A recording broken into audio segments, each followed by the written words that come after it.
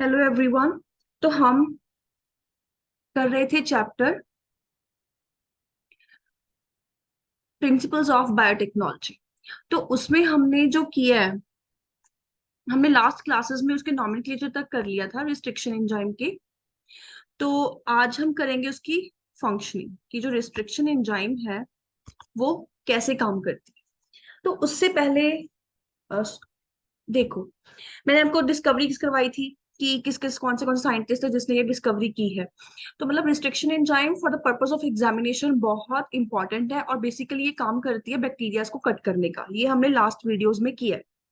तो अब हमने करना है कि जो रिस्ट्रिक्शन एंजाइम है उसकी फंक्शनिंग क्या है। उससे पहले मुझे आपको एक पॉइंट बताना है कि जो रिस्ट्रिक्शन एंजाइम है ना, उसका जब वो कट करती है, जैसे कि ये हमारा डीएनए मॉलिक्यूल, अब रिस्ट्रिक्शन एंजाइम इसको कट करेगी। ये हमारा डीएनए मॉलिक्यूल है और रिस्ट्रिक्शन एंजाइम ने इसको कट करना है। तो अब जब ये कट करेगी तो ये बेस पेयर्स को कट करेगी, मतलब इसको ये कट करती है, हमें ये तो पता है। लेकिन ये कट कैसे करती है हमें वो भी पता है कि ये क्या करती है, जो बेस पेयर्स है उसके हाइड्रो, अब हमें पता है कि डीएनए की जो बेस पेयर्स है वो एक दूसरे अटैच्ड है with the help of hydrogen bonds. तो ये हाइड्रोजन बॉन्ड्स को ब्रेक करती है।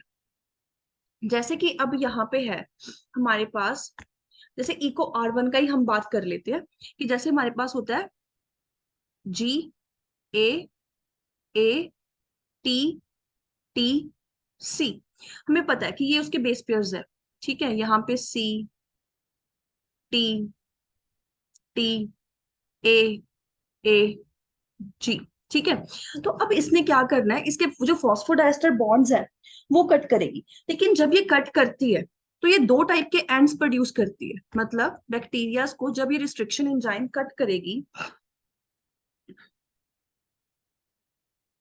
ये जो रिस्ट्रिक्शन एंजाइम है जब कट करती है, ठीक है, तो दो टाइप के एंड्स प्रोड्यूस करती है, blunt ends and sticky ends. जो स्टिकी एंड्स है ना, उसको लाइगेट करना बहुत इजी है, वेरी इजी टू लाइगेट। ठीक है, वेरी इजी टू लाइगेट मतलब जोड़ना बहुत इजी है। ये जो ब्लंट एंड्स है ना, वो इतने इजी नहीं है जोड़ना, नॉट इजी टू लाइगेट। तो बेसिकली ये जो हमारी एंजाइम है ना, हम वो प्रेफर करते हैं जो स्टिकी एंड्स प्रोड्यूस करे, ना कि जो ब्लंट एंड्स प्रोड्यूस करे। क्योंकि ब्लंट एंड्स कैसे होते हैं, ब्लंट एंड्स होते हैं ऐसे। ठीक है, ये वाले हमारे ब्लंट एंड्स है। मतलब जैसे ये डीएनए था, इसको बीच में से काट दिया और हमारे पास ऐसे ब्लंट एंड्स बन गए।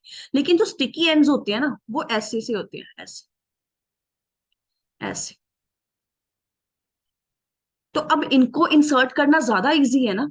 ठीक है, तो अब ये देखो, इसको इंसर्ट करना बहुत इजी है। मैं दो डिफरेंट कलर से आपको बना के दिखाती हूँ, फिर आपको समझ में आएगा। ठीक है, कि ये जो मेरा है, एक मैंने ग्रीन से ले लिया, एक मैंने रेड से ले लिया। ये देखो, ये मेरे पास ऐसे बन गया, ये वन है और ये मेरा सेकंड वाला है।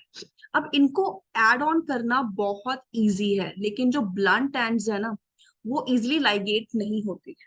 तो ब्लंट एंड्स को हमें स्टिकी बनाना पड़ता है with the help of some enzymes. ठीक है, तो अब इसमें क्या है ना, हम बेसिकली जो एंजाइम्स प्रेफर करते हैं वो स्टिकी एंड्स वाली करते हैं। जो हमारे पास सबसे पहले एंजाइम आई थी, हिन 2, वो ब्लंट एंड्स प्रोड्यूस करती थी। लेकिन जो इको R1 है वो स्टिकी एंड्स प्रोड्यूस करती है। तो अब मैं आपको कुछ एंजाइम्स के नेम्स करवा देती हूँ जो blunt ends and sticky ends produce करती हैं। एंड ये पेपर पॉइंट ऑफ व्यू से बहुत इंपॉर्टेंट है, important from the point of paper point of view. ठीक है, तो अब एंजाइम्स जो स्टिकी एंड्स प्रोड्यूस करेंगी एंड ब्लंट एंड्स प्रोड्यूस करेगी। तो सबसे पहले ब्लंट एंड्स वाली,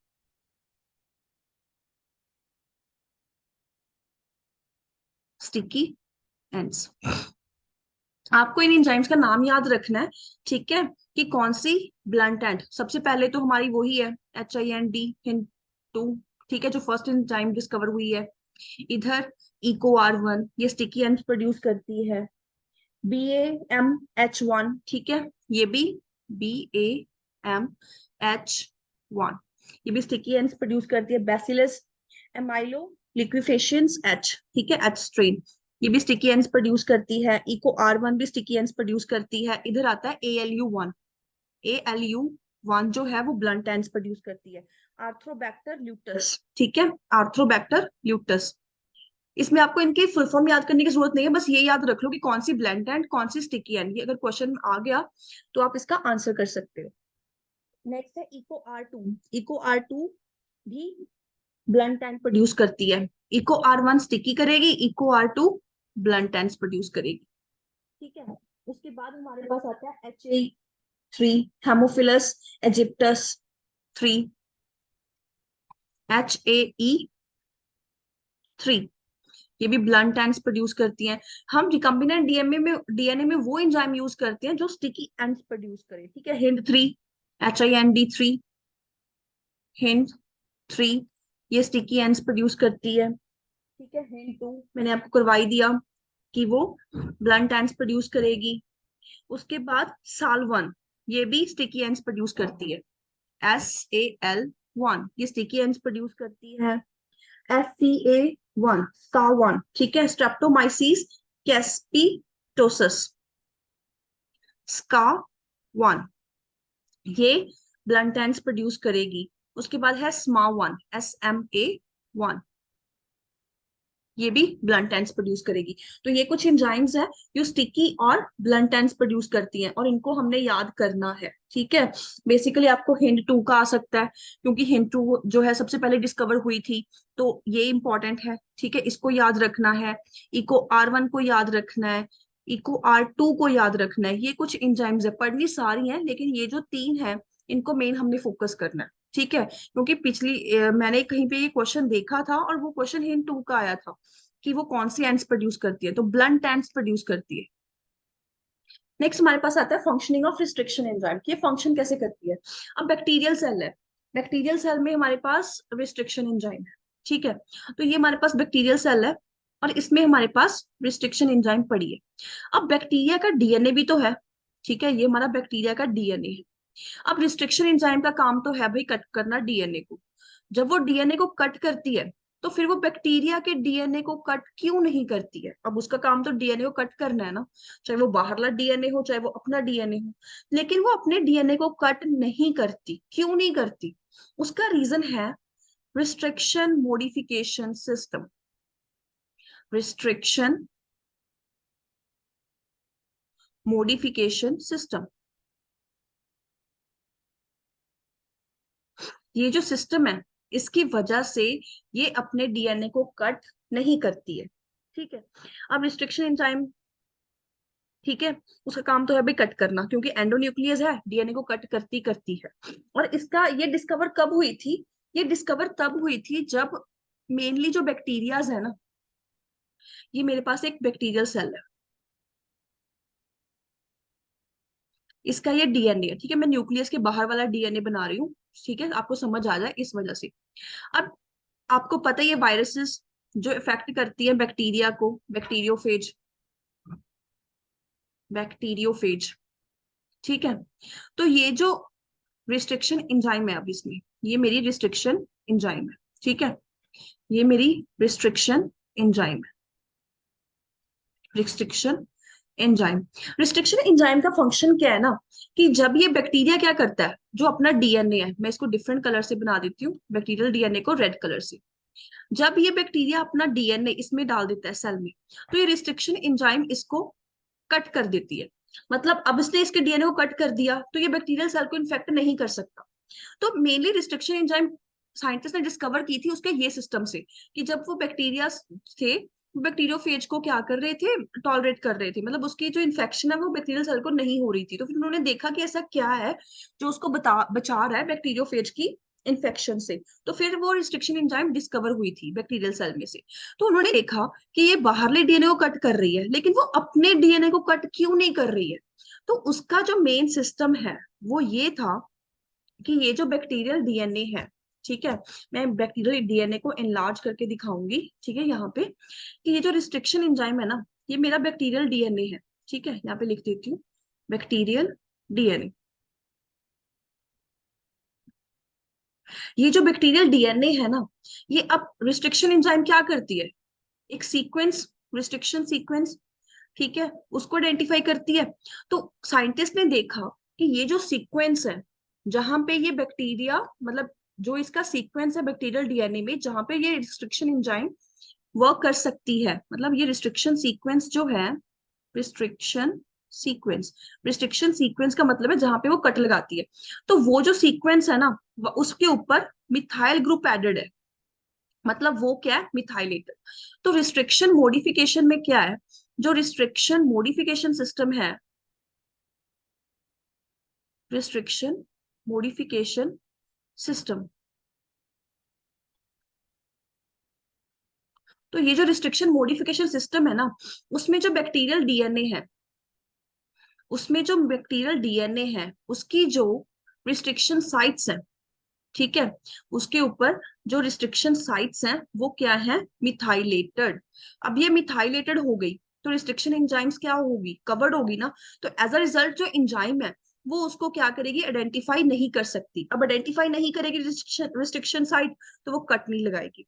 तो वो कहते हैं कि जो फॉरेन डीएनए है वो मिथाइलेटेड नहीं होती है उसकी रिस्ट्रिक्शन साइट्स, मतलब ये बैक्टीरियोफेज डीएनए फॉरेन डीएनए है ना, बाहर से आया है, तो इसकी जो साइट्स हैं वो मिथाइलेटेड नहीं थी। एज अ रिजल्ट उसने एंजाइम ने काट दिया, लेकिन इसकी जो साइट्स थी वो मिथाइलेटेड थी, ठीक है, तो मिथाइलेटेड थी। एज अ रिजल्ट उसको वो पता नहीं लगा, उसने लगा कि ये मेरा ही डीएनए है, क्योंकि वो उसको डिस्कवर नहीं कर सकी, तो एज अ रिजल्ट उसने काम ही नहीं किया। तो ये वाला जो सिस्टम है ना, उसको हम रिस्ट्रिक्शन मॉडिफिकेशन सिस्टम बोलते हैं।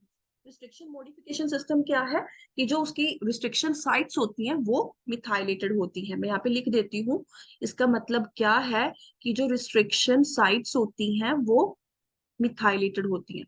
तो इसमें आपको क्वेश्चन कैसे आएगा, रिस्ट्रिक्शन साइट्स आर मिथाइलेटेड, ये बस यही क्वेश्चन पूछ सकता है कि जो रिस्ट्रिक्शन एंजाइम है वो अपना डीएनए, जो मतलब उसका अपना क्रोमोसोमल डीएनए है, उसको कट क्यों नहीं करती है। उसके ऊपर वो आपको ऑप्शंस लिख देगा, ठीक है, डिफरेंट डिफरेंट, तो उसका आंसर क्या होगा, कि वो मिथाइलेटेड होती है। तो वहां पे मिथाइल ग्रुप एडेड होता है, जिसकी वजह से वो उसको कट नहीं करते। ये कौन सा सिस्टम है, आपको ये भी क्वेश्चन आ सकता है कि कौन सा सिस्टम बोलते हैं उसको, ठीक है, तो उसको बोलते हैं restriction modification system. Restriction enzyme से मैंने लास्ट ईयर क्वेश्चन पेपर देखा है, एक ना एक क्वेश्चन पक्का आता है। रिस्ट्रिक्शन एंजाइम्स बहुत इंपॉर्टेंट है from paper point of view. Next मुझे आपको एक और चीज बतानी है, कि अब तक जो रिस्ट्रिक्शन एंजाइम्स हैं, हमारी जो रिस्ट्रिक्शन एंजाइम्स हैं,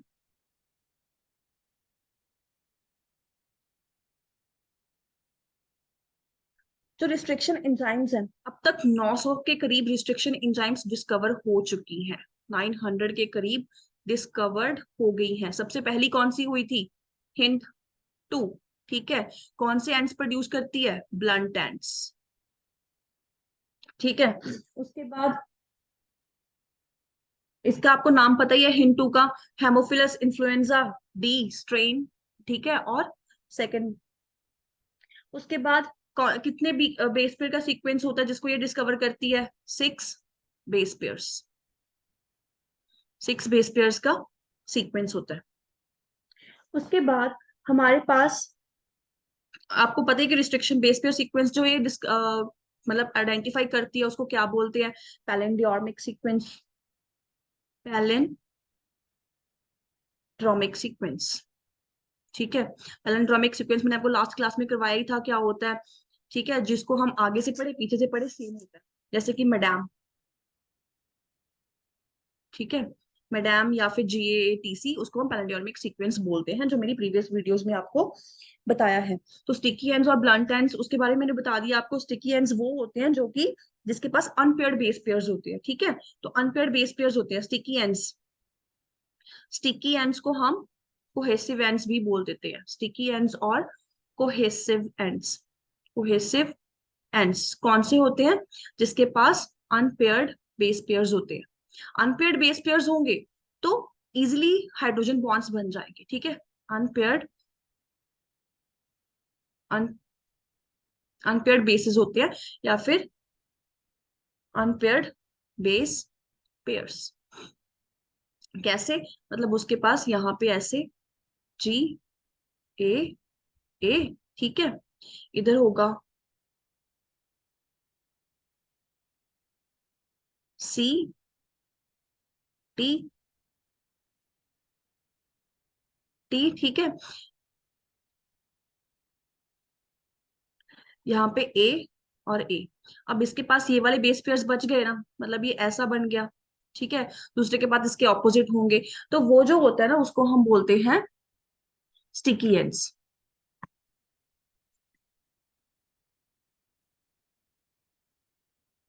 ठीक है। अनपेयर्ड बेस पेयर्स का मतलब है कि जो डीएनए है हमारे पास, उसके पास अनपेयर्ड बेस पेयर्स पड़े हैं, ठीक है। तो अनपेयर्ड बेस पेयर्स कैसे, मैं आपको बताती हूँ, ठीक है। जैसे ये मैंने ऐसे,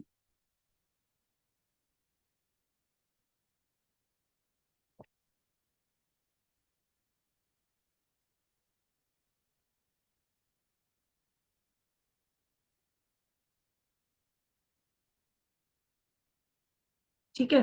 तो अब ये देखो, अब इसमें बेस पेयर्स ये रहे, ठीक है। ये मैंने बेस पेयर्स लगा दिए। अब ये तो यहाँ वाले से अटैच्ड है, ठीक है। लेकिन ये वाले अनपेयर्ड रह गए ना, तो ये जो अनपेयर्ड होंगे ये इजिली लाइगेट हो जाए, ठीक है। तो ये इजिली, इसमें लाइगेशन में इजी होगा।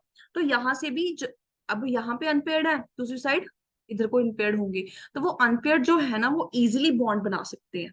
जैसे कि यहाँ पे ऐसे आ गया, अब ये डीएनए मॉलिक्यूल, कोई भी एक डीएनए मॉलिक्यूल है, ऐसे आ गया। अब ये बेस पेयर्स पड़े हैं, जॉइंटेड है, लेकिन ये अनपेयर्ड है, तो इनकी लाइगेशन इजीली हो जाएगी ना। तो दो डीएनए मॉलिक्यूल्स का कोहेसिव होंगे तो उनकी लाइगेशन इजी हो जाती है। तो स्टिकी एंड्स, इसकी प्रॉपर्टी होनी चाहिए, जो हम रिस्ट्रिक्शन एंजाइम ले रहे हैं वो स्टिकी एंड्स प्रोड्यूस करे। अगर वो ब्लंट एंड्स भी यूज कर रहे हैं तो हम उसको स्टिकी बना लेते हैं, ठीक है। तो ये हम उसको स्टिकी एंड्स बना लेते हैं, ठीक है, अगर वो ना भी होंगे तो स्टिकी एंड्स।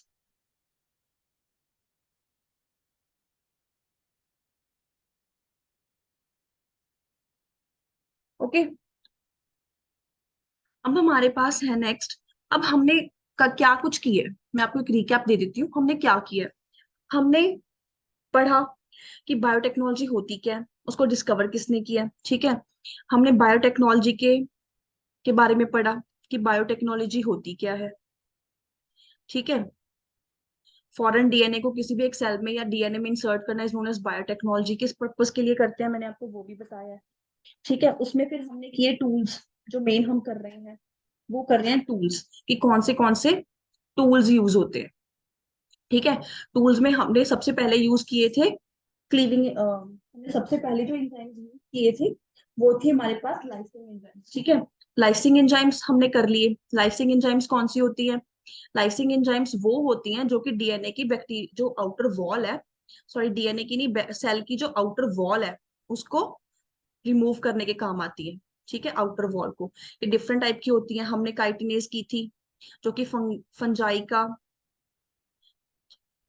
काइटिनेज, ठीक है, हमने काइटिनेज की थी जो कि फंजाई की वॉल को डिस्कवर कर डिसॉल्व करने के काम आती है, ठीक है। हमने लाइगेज की थी, सॉरी लाइगेज नहीं, लाइसोसोम, लाइसोसोम, लाइसोजाइम। लाइसोजाइम हमारे पास बैक्टीरियल सेल को डिसॉल्व कर बैक्टीरियल वॉल को डिसॉल्व करने के काम आती है, ठीक है। हमने की थी सेलुलेज, सेलुलेज प्लांट सेल को डिसॉल्व करने के काम आती है, प्लांट सेल वॉल, ठीक है। तो ये हमने की थी लाइसिंग एंजाइम। उसके बाद फिर हमने कौन सी की, रिस्ट्रिक्शन एंजाइम, जो कि हमारी अब तक चल रही है। रिस्ट्रिक्शन एंजाइम के बारे में हमने क्या पढ़ा, रिस्ट्रिक्शन एंजाइम के बारे में हमने ये पढ़ा कि ये डीएनए को कट करती है, ठीक है, कट करती है डीएनए को। वैसे तो और भी होती है एंजाइम्स, एक्सोन्यूक्लियस जो डीएनए को कट करती है, एक्सोन्यूक्लियस भी है, एंडोन्यूक्लियस भी है। तो रिस्ट्रिक्शन एंजाइम एक टाइप है एंडोन्यूक्लियस की। एंडोन्यूक्लियस क्या करती है, जो डीएनए को बीच में से कट करती है, ठीक है, कट करती है डीएनए को। कहाँ पे कट करती है, स्पेसिफिक सीक्वेंस के ऊपर। और स्पेसिफिक सीक्वेंस को क्या बोलते हैं, रिस्ट्रिक्शन साइट बोलते हैं। मैं आर ई के साथ रिस्ट्रिक्शन एंजाइम को लिखूंगी, आर ई साइट बोलते हैं। वो साइट कौन सी होती है, वो साइट होती है पैलेंडियोर्मिक सीक्वेंस। पैलेंडियोर्मिक क्या होता है कि आप आगे से पढ़ो पीछे से पढ़ो सेम आ जाए, उसको हम पैलेंडियोर्मिक सीक्वेंस बोलते हैं, ठीक है। उसके बाद हमने इसके एग्जाम्पल्स किए हैं। सबसे पहली कौन सी, इक्वार वन, ठीक है, ये बहुत यूज होती है। हिंट टू, हिंट टू क्या है, ये एंजाइम जो है हिन टू, ये सबसे पहले डिस्कवर हुई थी, first to be discovered, first to be discovered. ठीक है। रिस्ट्रिक्शन एंजाइम का काम कैसे चलता है? Restriction enzyme restriction modification system से काम करती है। ठीक है, मतलब ये डीएनए को कट करती है, लेकिन अपने डीएनए को कभी कट नहीं करेगी, बहुत चालाक है। क्यों नहीं करती? क्योंकि ये अपनी डीएनए की जो रिस्ट्रिक्शन साइट्स होती हैं उसको मिथाइलेटेड हो जाती है। मतलब बैक्टीरियल सेल अपने जो इसका जो डीएनए है, क्रोमोसोमल डीएनए, उसको क्या कर देता है? मिथाइलेटेड कर देता है। जब मिथाइलेटेड करता है तो एज अ रिजल्ट ये उसको कट नहीं करती है। ठीक है, मैंने आपको बताया। और रिस्ट्रिक्शन एंजाइम में क्या किया हमने? हमने रिस्ट्रिक्शन एंजाइम में किया, मैं आरई से डोनेट करूंगी, हमने रिस्ट्रिक्शन एंजाइम में किया कि रिस्ट्रिक्शन एंजाइम ब्लंट एंड्स भी प्रोड्यूस करती है डीएनए में, और कोहेसिव एंड्स भी प्रोड्यूस करती है, कोहेसिव और स्टिकी एंड्स। ठीक है, इनको लाइगेट करना बहुत इजी है, क्योंकि इसके पास क्या होते हैं? Unpaired base pairs. ठीक है, तो अनपेयर्ड बेस पेयर्स को इजीली आप कर सकते हैं, लेकिन ब्लंट एंड्स क्या होते हैं? इनके बेस पेयर्स अनपेयर्ड नहीं होते हैं, ये ऐसे से होते हैं। इसको ज्वाइन करना, अब इसमें कैसे फॉस्फोडाइस्टर बॉन्ड बनाना बहुत डिफिकल्ट है ना, लेकिन अगर ऐसे होगा तो इनको आप इजीली ज्वाइन कर सकते हो। ठीक है, तो इसीलिए जो रिस्ट्रिक्शन एंजाइम है वो हमेशा कोहेसिव एंड्स प्रोड्यूस कर, उसको मतलब ऐसे यूज करनी है जो कोहेसिव एंड्स प्रोड्यूस कर। ठीक है, उसको हम रिस्ट्रिक्शन मॉडिफिकेशन सिस्टम बोलते हैं। आगे मैंने आपको प्रीवियस वीडियोस में इसकी टाइप्स भी करवाई हैं रिस्ट्रिक्शन एंजाइम की, टाइप 1, टाइप 2, टाइप 3, उसको पढ़ लेना, वो भी बहुत इंपॉर्टेंट है। ठीक है, और आपको एक याद रखना है कौन सी ब्लंट एंड प्रोड्यूस करती है, कौन सी स्टिकी एंड प्रोड्यूस करनी है, प्लस आपको रिस्ट्रिक्शन मॉडिफिकेशन सिस्टम भी पता होना चाहिए, क्योंकि ये भी बहुत इंपॉर्टेंट है। आज के लिए हम इतना ही करेंगे। नेक्स्ट वीडियो में हम करेंगे जेल इलेक्ट्रोफोरेसिस, मतलब जो हमने डीएनए कट कर लिया, यहाँ तक हमारा क्या हो गया है? यहाँ तक हमारा बायोटेक्नोलॉजी में हो गया है कि हमने यहाँ तक अपने डीएनए को, जैसे अभी डायग्रामेटिक रिप्रेजेंटेशन से आपको बताती हूँ मैं।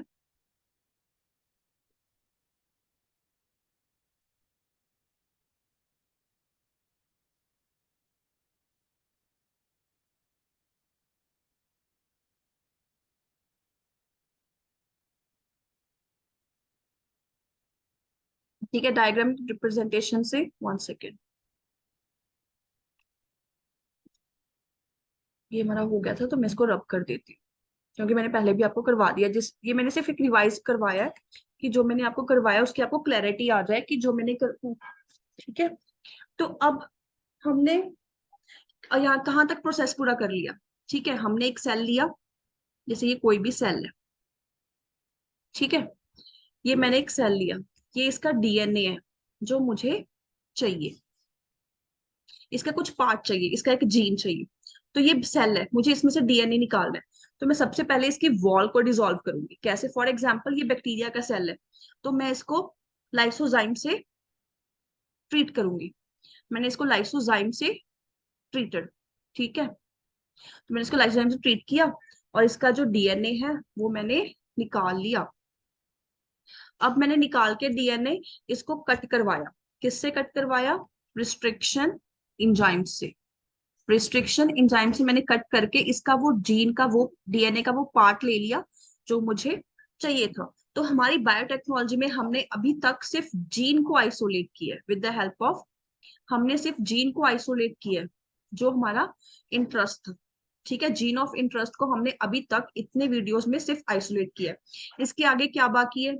इसके बाद हमारा जो पेंडिंग है वो पेंडिंग है इसको वेक्टर के अंदर इंसर्ट करना, इंसर्शन इनटू वेक्टर, फिर इसकी मल्टीप्लीकेशन करवाना, इंसर्शन इनटू वेक्टर्स, मल्टीप्लीकेशन नहीं, इससे पहले हम इसको होस्ट के अंदर एंटर करवाएंगे। फिर उसके बाद हम क्या करेंगे? इंसर्शन इनटू वेक्टर, फिर इसको हम इंसर्शन इनटू होस्ट। ठीक है, होस्ट में इंसर्ट करवाने के बाद हमारे पास क्या पेंडिंग है? उसके बाद हमारे पास पेंडिंग है, ठीक है, सिलेक्ट करना ट्रांसफॉर्मेंट से, ट्रांसफॉर्मेंट या फिर रिकम्बिनेंट से नॉन रिकम्बिनेंट को।